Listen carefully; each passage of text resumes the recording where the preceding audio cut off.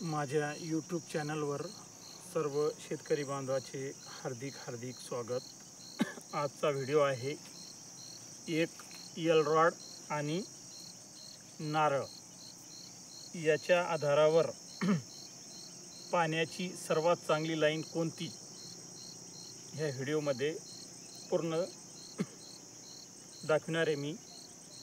आणि कोरडी लाईनला हा प्रयोग बिलकुल कॅच करीत नाही, नुसती पाण्याच्या लाईनीला हा प्रयोग कॅच करतो आणि पाण्याच्या लाईनीकडेच हा रॉड जे असतो एक सिंगल त्याच्याकडं वळतो आणि त्याची दिशा दाखवितो, त्याची साईजसुद्धा दाखवितो आणि त्याची हाईटसुद्धा दाखवितो।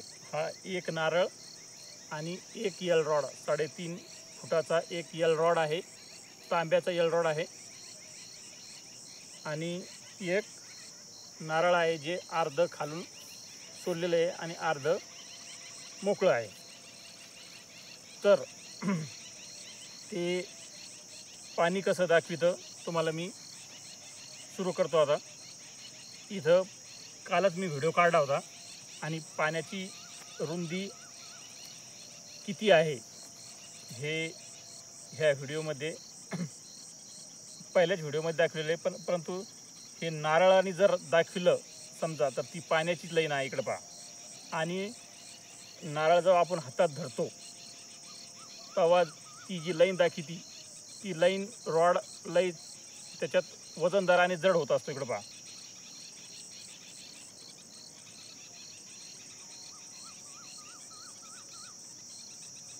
हे नारळ इथं मी टेकलं आणि इथं टेकल्याबरोबर रॉड काय म्हणतं, पाणी इकडे मागे गेलं। इकडे पहा, पॉईंटवर आल्याबरोबर रॉड अशी दिशा करतं, इकडं पाणी आहे, पाणी कुंकडं वाहतं इकडं। आणि जर कोरडी जर लाईन असली तर त्याला दिशा दाखवता येत नाही पाणी कोणत्या साईडला वाहतं, त्याच्यामुळं ह्या पद्धतीत कोरडी लाईन दाखवित नाही। एक नारळ पाहिजे पाण्याचं गच भरलेलं, आणि त्याचा प्रयोग आणला तर आपण एकच दिवस करायला पाहिजे, दुसरे दिवस त्याचा प्रयोग नाही करायला पाहिजे। तर अशा नारळाने 100% पाणी सापडू शकतं आणि त्याला एक यल रॉड पाहिजे। इकडं पहा, असं जर पॉईंटच्या बाजूला जर धरलं तर पॉईंट इकडं अशी दिशा दाखवतं, पॉईंटवर नेल्यानंतर इकडं वळतं आणि पॉईंटच्या पुढं गेल्यानंतर पॉईंट मागं गेल्यावर असं दाखवतं।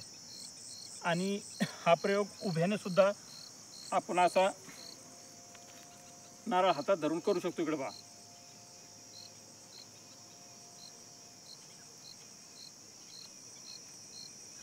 आणि हे पाणी किती मोठं आहे हे नारळ आणि एक रॉड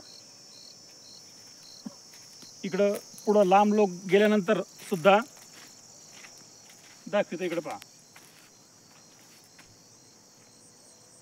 हे पाणी असं गोल राऊंड मारून आलेलं आहे म्हणून इकडे दाखवायला। आता हे पाणी इकडे नाही,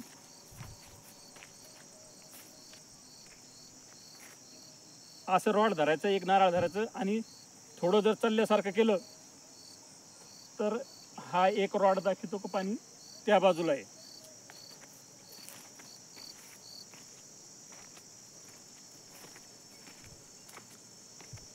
किती जरी लांब गेलो आपण तरी इकडे पहा,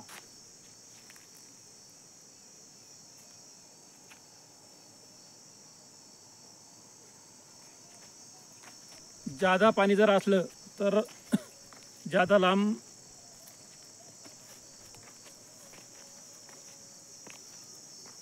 इकडे बघा, बऱ्याच लांब आलो त्या पॉईंटच्या आपण। हे एक नारळ आहे आणि एक रॉड इकडे पहा,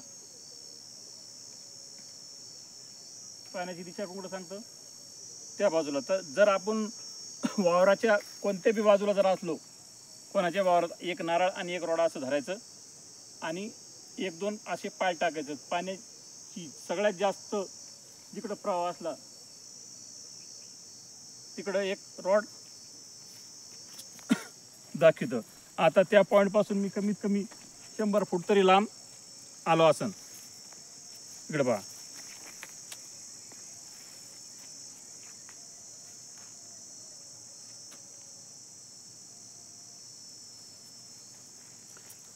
पाण्याची हाईटचा अंदाजसुद्धा मी सांगणार आहे या व्हिडिओमध्येच. व्हिडिओ थोडा लांब होईल, परंतु त्याला किती लांबून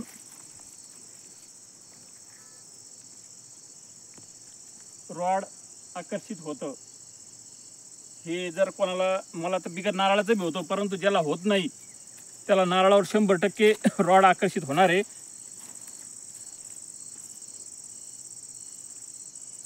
इकडे पहा, तुम्हाला वाटत असेल काही दुसरा प्रकार. इकडे पहा, त्याचं इकडे जरी तोंड केलं ना तरी त्या पॉईंटची दिशा दाखवते. इकडे पहा,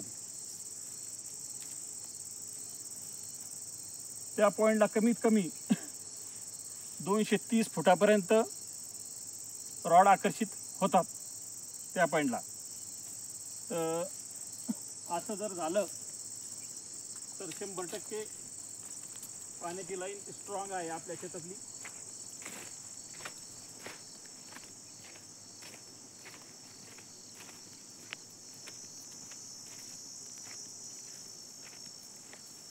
इकडं पहा, कुठून जरी असं एक सिंगल रॉड धरून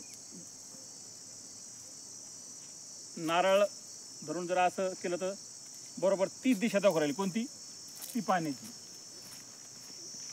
तर ते 100% पाणीच आहे आणि चांगलं पाणी आहे.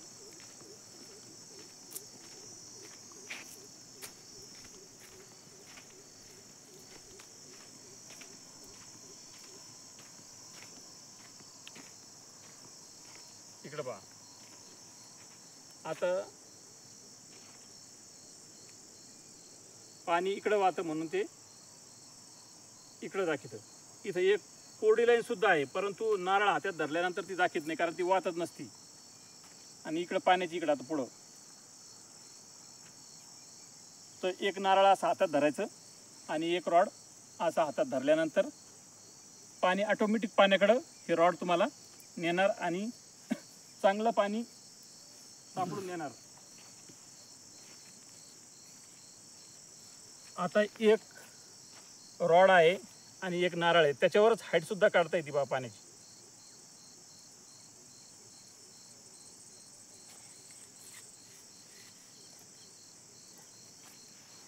कमीत कमी एक इतडावर नारळ उठलं तर हे हाईटचा अंदाज आपण आपल्या बोरवर किंवा पाईपलाईनीवर किंवा आडव्या बोरवर ठरवावं का आपल्याला किती फुटावर नारळ उठलं तर त्याच्या अनुसार हाईटचा अंदाज काढावा.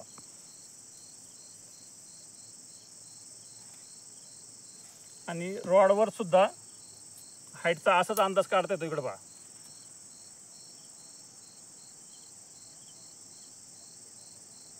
त्याच लेवलला रॉड रिवर्स येतात. आणि हा प्रयोग सगळ्यात चांगला आहे नारळाचा. जर पॉईंटच्या पलीकडे जर ठेवलं तर रॉड अशी दिशा दाखवितं का पॉईंट इकडं मागे गेला. इकडं आल्यानंतर रॉड पॉईंटमध्ये आहे आणि इकडे गेल्यानंतर पॉईंट इकडं असा वाहतो. तर एक नारळ आणि एक यल रॉडद्वारे जर पॉईंट आपण काढला तर 100% त्याला पाणी सापडणार आणि शेतकऱ्याचा फायदा होणार. नुसता प्रयोग चुकला नाही पाहिजे, कारण हा प्रयोग आहे. आणि याच्यावर जेव्हा रॉड पाण्याची दिशा दाखवतो तो तो खूप जड झालेला असतो, म्हणजे त्याच्या वजनापेक्षा बी जादा जड रॉड लागतो. नारळ जेव्हा आपण हातात धरतो ना तो रॉड एकदम जड झालेला असतो. तर हा प्रयोग व्यवस्थित करून पहा. एक यल रॉड आणि एक नारळ. आणि काही जर समस्या जर असतील तर पहिले कॉन्टॅक्ट करा. डायरेक्ट या प्रयोगावर बोर घेऊ नका. जर तुम्हाला तुमच्या पाईपलाईनीवर जर व्यवस्थित हा प्रयोग समजला तर त्याला करा आणि त्याच्यानंतरच बोर घ्या. पहिलं आपल्या वावरातल्या जी पाईपलाईन असते शेतातली त्याच्यावर एक यल रॉड आणि नारळावर पहिली प्रॅक्टिस करा आणि मग नंतर पॉईंट काढा. त्याच्यानंतर मला कॉन्टॅक्ट करा. मी सांगेन तुम्हाला. समजला जर असला प्रयोग तर 100% उपयोग करा त्याचा, आणि नाही जर समजला असला तर प्रयोगाचा उपयोग करू नका. आणि ज्या ज्या लोकांनी हा व्हिडिओ पाहिला त्यांचं सगळ्याचं खूप धन्यवाद.